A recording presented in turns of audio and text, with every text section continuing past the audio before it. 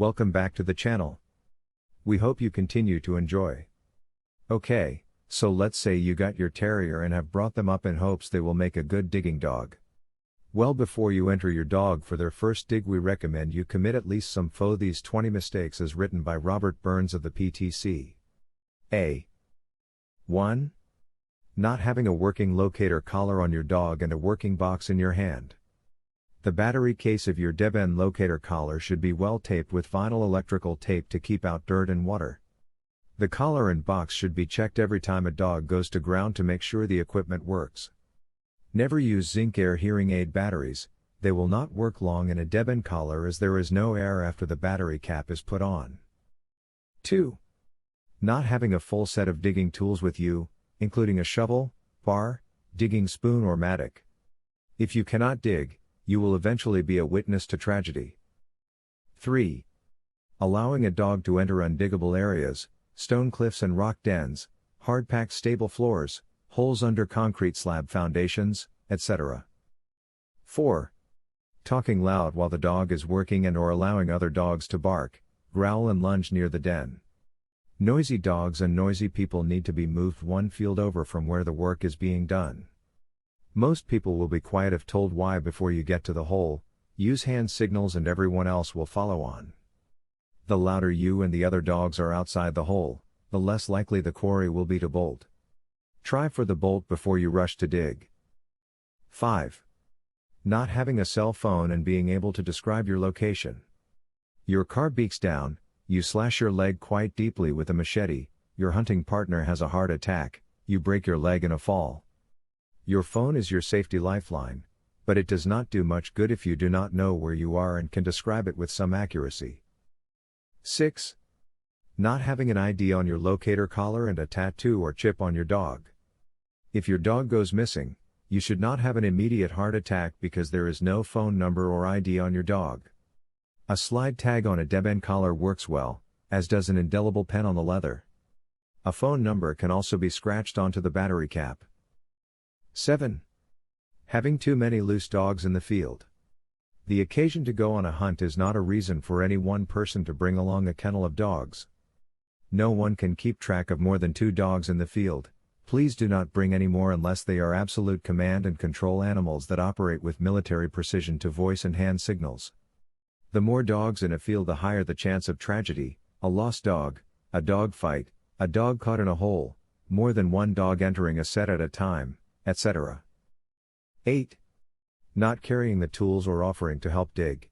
You do not have to be a huge person to carry a post-hole digger, to tie out the dogs, to scoop away the dirt, or to find the flashlight.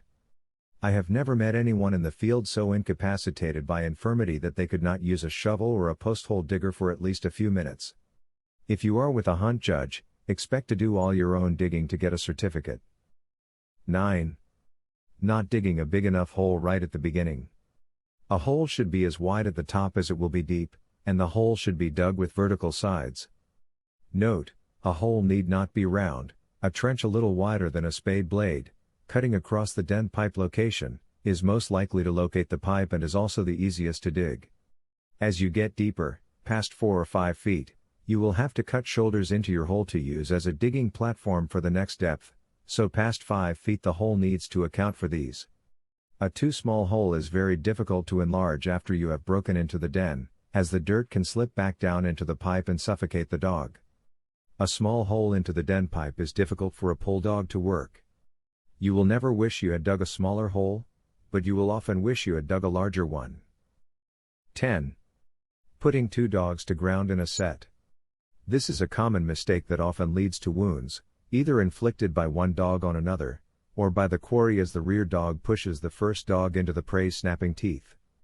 Bottling quarry front and back is to be avoided too. It is entirely unnecessary and results in the quarry fighting a dog head to head. In addition, there is usually not enough oxygen for 3 animals in a set. 11. Allowing a dog to enter a set at the bottom of a steep hill. A dog can enter 15 feet into a den and be 20 feet underground, too deep to locate or dig. As a general rule, try to avoid steep banks unless you are a seasoned digger with help who is eager for a story to tell. 12. Working a dog next to a power line or electrical fence. Dead end collars and boxes either do not work at all, or do not work reliably, right under major power lines and right along electrical fences. Assume you are working a set without a collar in such conditions. If you don't know how to do that, don't dig in these locations. 13.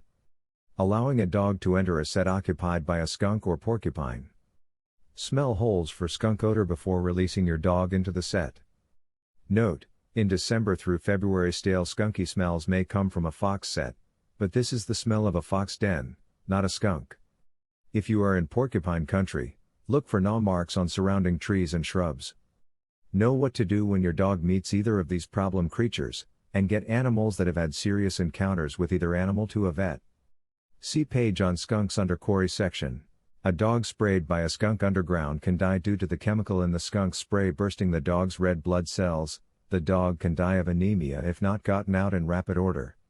For porcupines, snip the protruding part of the quill off to deflate it and make it easier to remove. 14. Not prepared for weather, for either yourself or your dog. In hot weather your dog will need water, and so will you. In cold weather you should have a space blanket and a sweater for the dog. Be particularly careful to keep your dogs warm on very cold days, under 20 degrees, as a dog coming out of the warm ground into the bitter cold can go into shock when the cold air hits its lungs. Carry a portable solid fuel pocket heater to bring your dog's temperature up after it comes out of a hole and is bundled up and dried off. 15. Don't work other people's hunting grounds. If someone allows you to come to a farm where they have secured hunting rights, they own those rights. Do not go to that property to hunt alone or with others. Hunting rights are not group rights and they are not to be poached by people unwilling to secure their own territories. 16. Dispatch quickly and humanely. If an animal has to be dispatched, it often does not, then do so quickly and humanely with a powerful blow to the head, a shot to the brain, or a knife to the heart/neck vertebra. Do not allow your dog to rag Corey to death. It is a sickening thing and debases not only the person that allows it, but all working terrier enthusiasts. 17. Obedience first. If your dog is going to run for the hills when taken off leash, do not go hunting at all. Spend your time instead on basic obedience. Hunting should never be an exercise in dog chasing. 18. New and young dogs should not be tossed into a den pipe at the end of a dig. Dogs should move from mice and rats up to groundhogs and then fox or raccoon in an orderly process. Having a young and totally inexperienced terrier enter a den pipe at the end of a dig when a groundhog is cornered and very agitated may result in a dog jibing or turning away from hunting. Your dog's experience should be gained over time, not made in a day. 19. Bring a medical bag with you in the truck. This bag should contain clean bottled water to flush out eyes and wounds, antibiotics, see page, antibiotic cream, a muzzle, and vet wrap. If your dog is wounded, dose it as quickly as possible with cephalexin, clavamox, Baytril or some other broad-spectrum antibiotic that will treat both regular infections and staph infections. 20. Do not allow a vet to stitch a wound completely shut. Veterinarians rarely deal with wounds inflicted by wild animals. Do not allow an inexperienced vet to stitch tight a laceration or puncture. Puncture wounds should not be stitched at all, and lacerations should simply be closed with a drain hole to allow for seepage. For more information, see Healthcare in the Field. Okay, so there is a list of 20 mistakes that you want to avoid making if at all possible. Until next time, it's a big 3XO.